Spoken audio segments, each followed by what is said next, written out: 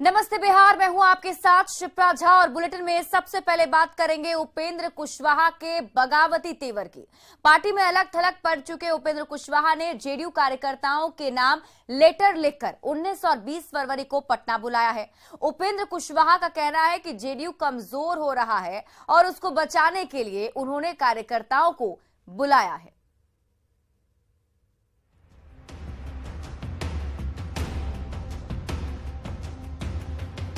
बगावत का झंडा बुलंद कर चुके उपेंद्र कुशवाहा ने जेडीयू नेतृत्व को खुली चुनौती दे दी है। उपेंद्र कुशवाहा ने जेडीयू कार्यकर्ताओं के नाम एक लेटर लिखकर 19 और 20 फरवरी को पटना के सिन्हा लाइब्रेरी पहुंचने का आह्वान किया है। उपेंद्र कुशवाहा ने लिखा है, जेडीयू लगातार कमजोर हो रहा है। 19 और 20 फरवरी को जेडीयू को बचाने के लिए कार्यकर्ता पटना पहुंचे। आरजेडी में विलय की चर्चा से असमंजस की स्थिति बन गई है। सबके सामने शून्यता की स्थिति है। पार्टी को मजबूत करने की मेरी कोशिश को सीएम अनदेखा कर रहे हैं। उपेंद्र कुशवाहा का कहना है कि जेडीयू किसी की जागीर नहीं है और वो ये सब कुछ जेडीयू को बचाने के लिए कर रहे हैं।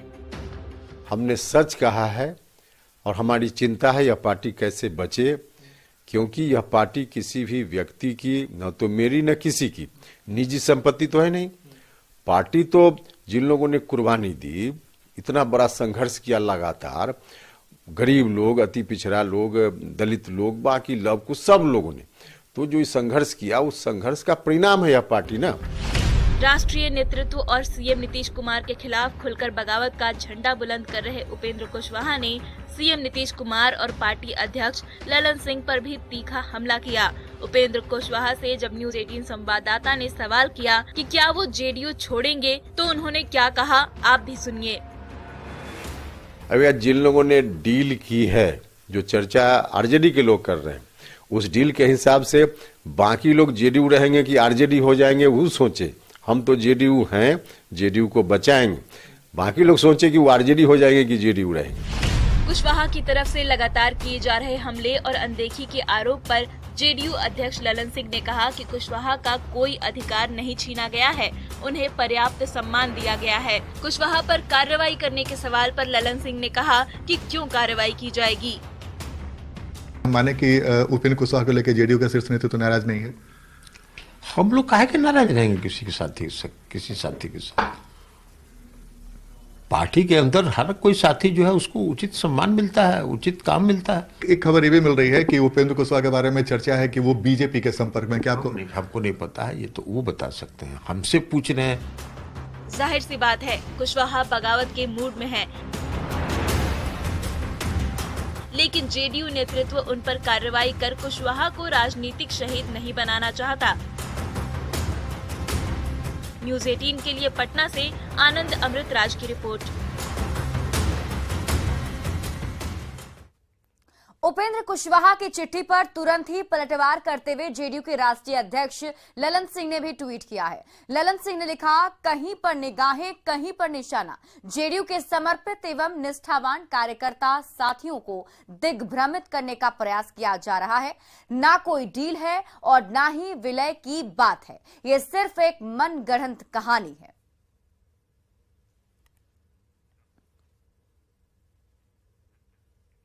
अब ललन सिंह के ट्वीट पर उपेंद्र कुशवाहा ने कहा कि अगर डील नहीं हुई तो कैसे मुख्यमंत्री जी बोल रहे हैं, जरूर कहीं ना कहीं कोई बात तो जरूर है। मनगढ़ंत कहानी है या क्या है?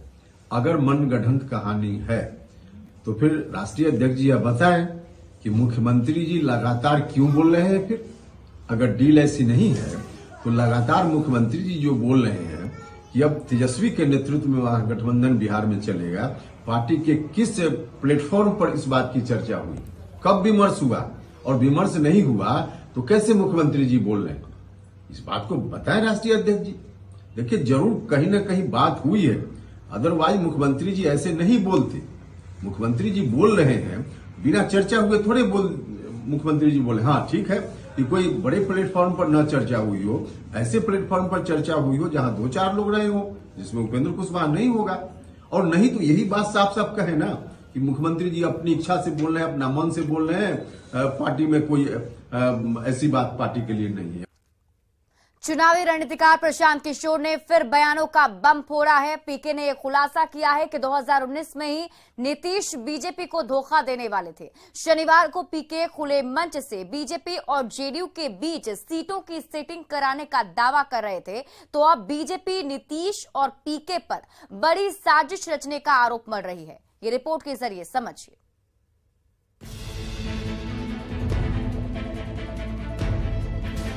ये तय हुआ था कि लोकसभा के बाद हम लोग उसको छोड़ेंगे। ये आदमी जब मोदी जी जीत के आ गया तो हम ही को समझा रहा है कि अभी लग रहा है कि मोदी का हवा है, अभी रुकिए ना, थोड़ा दिन और रुका जाए इसी में।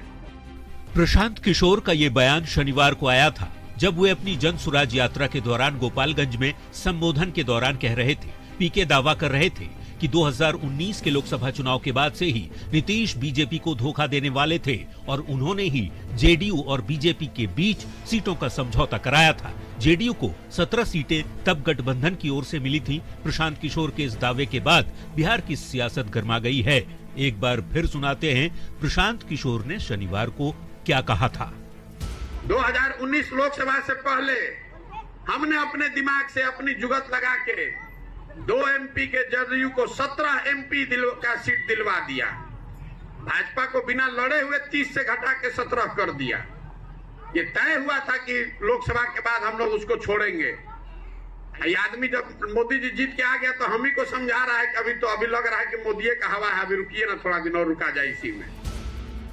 पीके ने बीजेपी जेडीयू के बीच सीटों के बंटवारे के साथ ही नीतीश को धोखा दिए जाने का जो आरोप लगाया, उस पर बीजेपी के प्रदेश अध्यक्ष संजय जायसवाल का बयान सामने आया। कहा, पीके और नीतीश मिलकर बीजेपी के खिलाफ साजिश रच रहे थे। नीतीश कुमार के वह पॉलिटिकल स्ट्रेटजिस्ट तो थे ही, और यह एकमात्र व्यक्ति था जो बिना एमएलए एमएलसी बने हुए, जिसको कैबिनेट मंत्री का दर्जा था, राष्ट्रीय उपाध्यक्ष का दर्जा था, आज अगर यह बात बोल रहे हैं। और अब हम लोग भी को भी यह इस बात का एहसास है कि नीतीश कुमार जी जो 17 में माफी मांग करके भाजपा के साथ समझौता किए थे, वह कहीं ना कहीं एक पूरी अपनी साजिश को पूरा करने के लिए किए थे। और यह बात तो सही, हम 30 सीटों पे लड़े थे, 22 सीट हमारी थी, और उन सब सीटों के बदले 17 सीट पे लड़ना, अगर हम 17 में भी उसी रेशियो में जीते होते तो हमारे तो 10-11 ही सांसद होते गई, और 303 सीट जीतने के कारण नीतीश कुमार की सारी साजिशें विफल हो गई। मामला चाहे जो हो, अपनी सियासी जमीन तलाशने बिहार की पैदल यात्रा पर निकले प्रशांत किशोर के बयान ने प्रदेश की सियासत को गर्म कर दिया है। वहीं नीतीश पर अटैक कर पीके ये जताने की कोशिश कर रहे हैं कि बीजेपी को लेकर उनके तेवर उतने तल्ख नहीं है जितना लोग समझते हैं। बाकी पब्लिक है, सब जानती भी है और समझती भी है। न्यूज़ 18 के लिए गोपालगंज से गोविंद के साथ दिल्ली से विनीत कुमार की रिपोर्ट।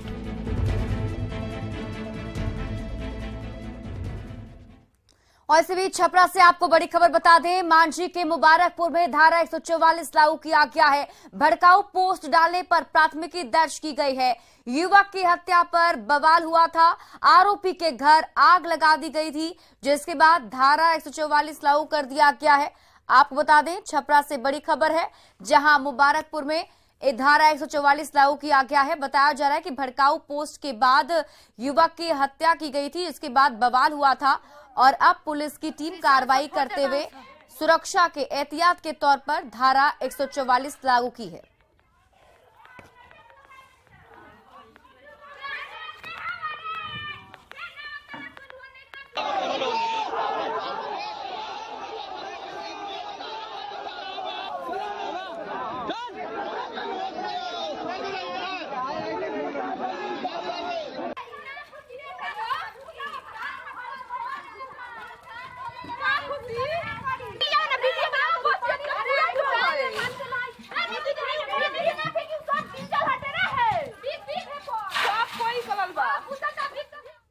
क्या मोतिहारी आतंकी संगठनों के लिए सेफ जोन बन चुका है? क्या यहां आतंकी पाठशाला चल रही है? ये सवाल शनिवार को मोतिहारी के चकिया थाना क्षेत्र में हुई एनआईए और मोतिहारी पुलिस की संयुक्त कार्रवाई के बाद उठा है। सुरक्षा मामलों के जानकार भी इस ओर ही इशारा कर रहे हैं।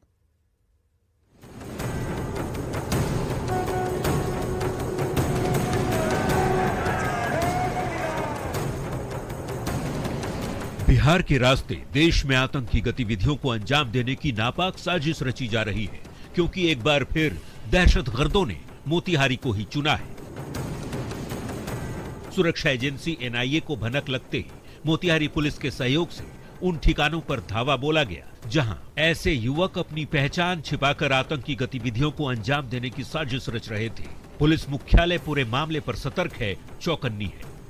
ऐसी कोई सूचना मेरे पास में नहीं है। सामान्य रूप से जो भी हमको सूचनाएं आती हैं उसको हम लोग आदान प्रदान करते हैं और यथासंभव जो भी हमारा प्रोएक्टिव एक्शन है वो करते हैं, जो प्रिवेंटिव एक्शन है वो करते हैं, और जो सिक्योरिटी रिलेटेड हमारे ड्रिल है वो ड्रिल के तहत हम लोग करते हैं। इस खुलासे में, इस छापामारी में एक और खुलासा हुआ है। एनआईए की टीम को एक वीडियो हाथ लगा है जिसमें ट्रेनिंग के साथ साथ साजिश की भी बात की जा रही है, और इस साजिश में किसी एक बड़े नेता की हत्या की साजिश की जा रही है। साथ साथ राम मंदिर को उड़ाने की भी बात की जा रही है। 8 लोगों को हिरासत में लिया गया है, और लेकिन जिला प्रशासन, जो पुलिस प्रशासन है, यह 4 लोगों के गिरफ्तार करने या फिर 5 लोगों के, अभी जो सूचनाएं है उसमें अनुसार 5 लोगों के गिरफ्तार करने की बात की जा रही है।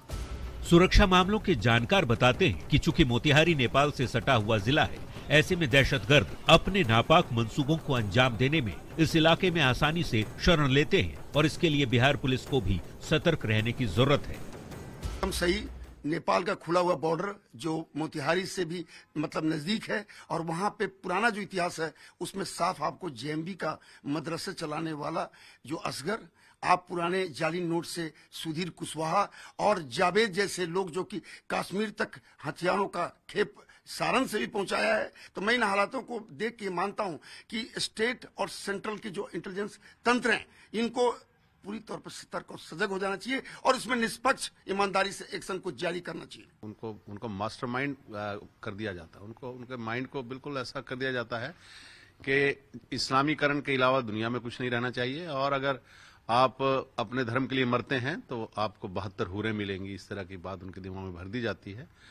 तो कोई जरूरी नहीं है कि सिर्फ मोतिहारी से, और भी जो नेपाल के बॉर्डर के हैं जो टाउन्स और गांव, वहां पर भी लोग रहते हैं। यूपी में भी गिरफ्तार हुए हैं, सब जगह से गिरफ्तार हुए हैं। दरअसल हाल ही में अयोध्या में बन रहे राम मंदिर की प्रतिमा के लिए शालिग्राम शिला को बिहार के रास्ते ले जाया जा रहा था। तभी मोतिहारी के मेहसी से गुजरते वक्त केसरिया थाना क्षेत्र के गोछी कुंडवा गांव के सुल्तान उस्मान खान नाम के युवक ने एक वीडियो इंटरनेट पर जारी कर भड़काऊ और आपत्तिजनक टिप्पणी की थी, जिसे गंभीरता से लेते हुए एनआईए की टीम ने दबिश दी और संदिग्धों को दबोचा। इनके तार प्रतिबंधित संगठन पीएफआई से भी जुड़े हैं, जिसे लेकर सुरक्षा एजेंसियां बेहद सतर्क हैं।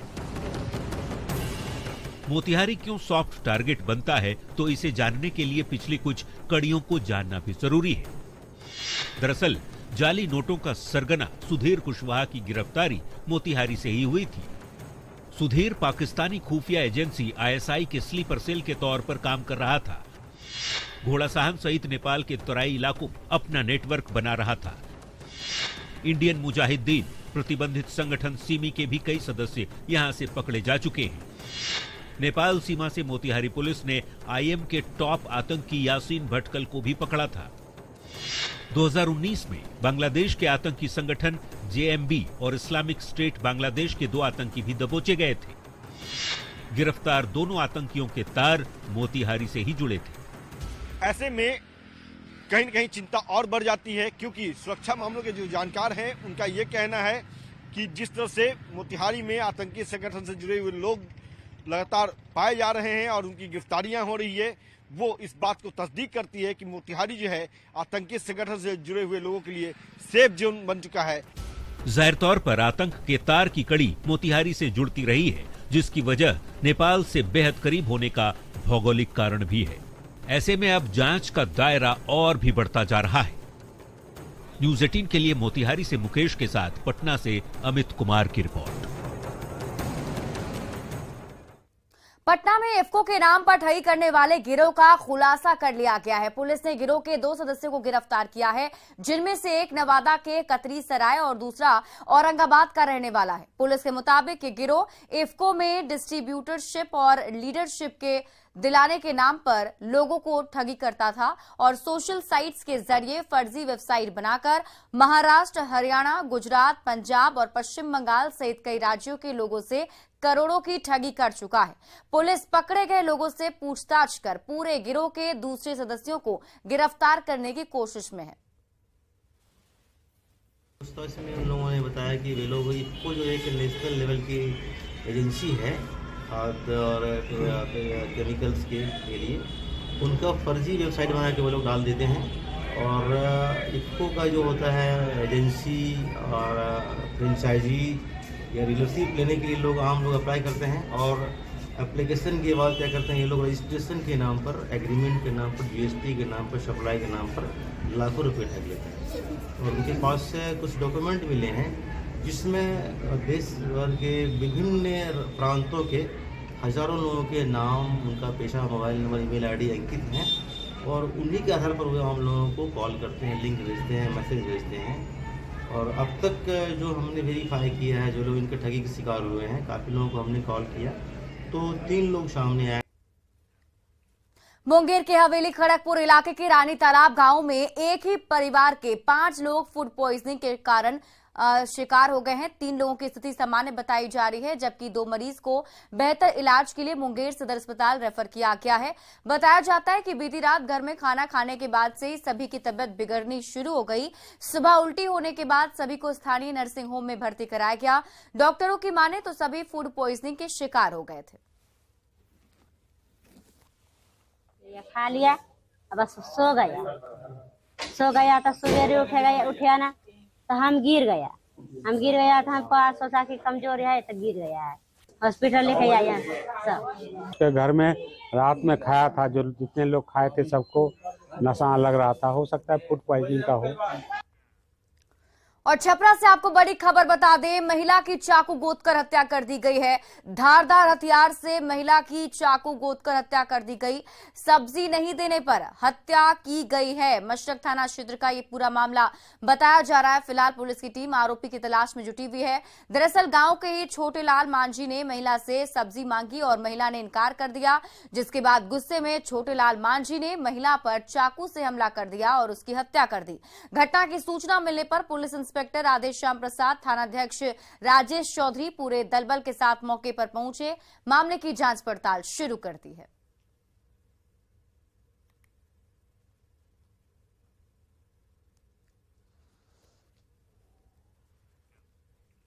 खगड़िया में माघी पूर्णिमा के मौके पर घुड़दौड़ प्रतियोगिता का आयोजन किया गया। घुड़दौड़ प्रतियोगिता सियादपुर में हुई। प्रतियोगिता में 2 दर्जन से अधिक घोड़े शामिल हुए। लगातार चौथी बार माधवपुर के कटीमन सिंह का घोड़ा पहले स्थान पर आया।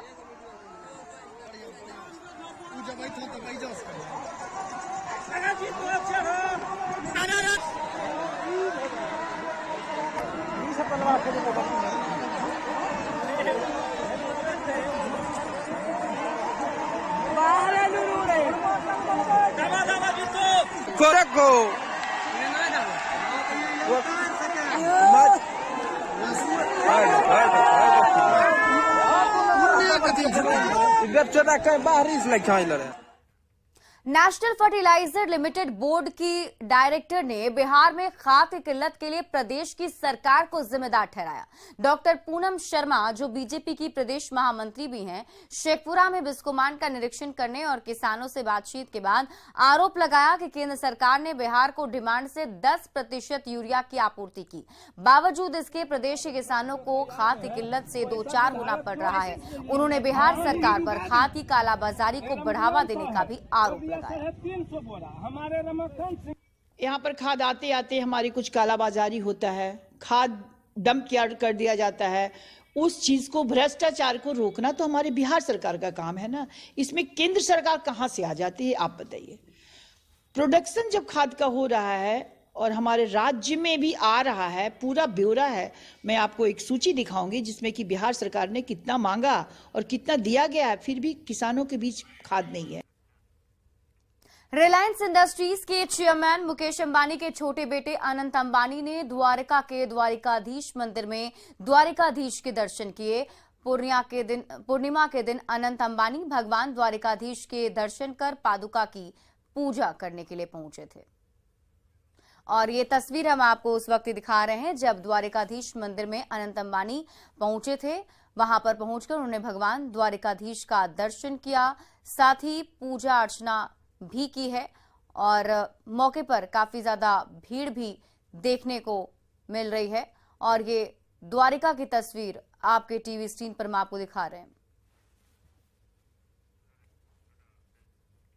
धनबाद के प्रतिष्ठित शिक्षण संस्थान IIT IISM में फेस्ट सीजन 2023 का आयोजन किया गया और इस कार्यक्रम में कैंपस के अंदर ग्राउंड में ही बॉलीवुड सिंगर मोहित चौहान पहुंचे थे। इस दौरान मोहित के गानों पर स्टूडेंट्स भी झूमते और थिरकते नजर आए। IIT IISM में आयोजित सीजन फेस्ट में देश भर से 200 से अधिक कॉलेज संस्थान के छात्रों ने 40 इवेंट में अपना हुनर दिखाया। कोरोना के 2 साल बाद इस कार्यक्रम का आयोजन किया गया था।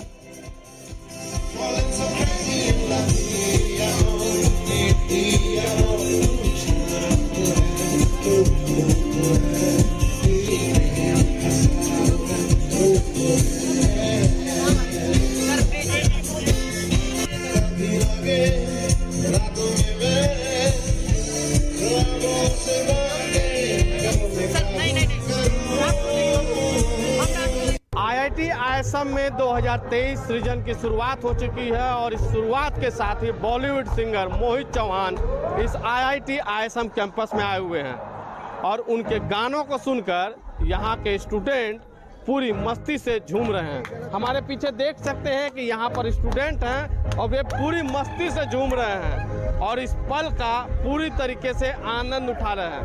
हम इन छात्रों से बात करने का प्रयास करते हैं कि कौन आए हैं और किस तरह का यहाँ प्रोग्राम चल रहा है और क्या कुछ ये महसूस कर रहे हैं। बहुत अच्छा लग रहा है। So happy this program. IISM Dhanbad में ऐसा प्रोग्राम हो रहा है और मोहित चौहान जी आए हैं। हम रियली वेरी ग्रेटफुल हैं और धनबाद की जनता से और IISM स्टूडेंट की जनता से हम लोग हाथ जोड़ के शुक्रिया अदा करना चाहते हैं कि इतना अच्छा मस्त प्रोग्राम ऑर्गेनाइज किया है। Thank you. बाद हो रहा है कोरोना के बाद बहुत अच्छा लग रहा है। बहुत I am so happy for this program. Good. Corona नहीं रहना चाहिए, यही बात नहीं रहना चाहिए। कोरोना वही हम लोग कोरोना के बीच में भी यहाँ पे थे। हम लोग PhD का स्टूडेंट है तो हम लोग महसूस किए हैं क्या प्रॉब्लम हो सकता है इंस्टीट्यूट का। सभी लोग आज सजीव है, सतेज है, यही सबसे बड़ी। हाँ, मजा कर रहे हैं, फुल मजा कर रहे हैं। तो मोहित चौहान यहाँ पहुंचे हुए हैं और उनके गानों से ये लोग थिरक रहे हैं और पूरी तरीके से झूम रहे हैं और साथ ही ये भी कह रहे हैं कि कोरोना हो या कुछ भी हो सजीव तरीके से जीना है। संजय गुप्ता, न्यूज़ 18 धनबाद।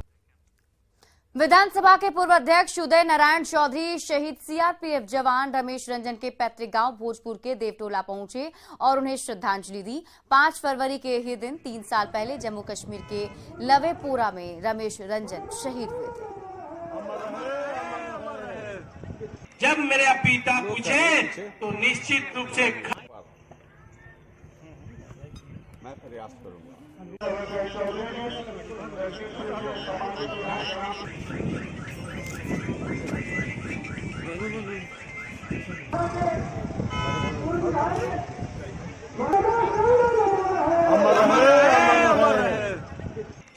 शहीद की पत्नी और पिता के द्वारा मांग पत्र की कैसे उनको शहीद के पिता और पत्नी के द्वारा जो मांग किया गया उस मांग को मैंने बहुत गंभीरता से लिया। और फिलहाल इस बुलेटिन में अभी के लिए बस इतना ही। आप देखते रहिए न्यूज़ 18 बिहार झारखंड।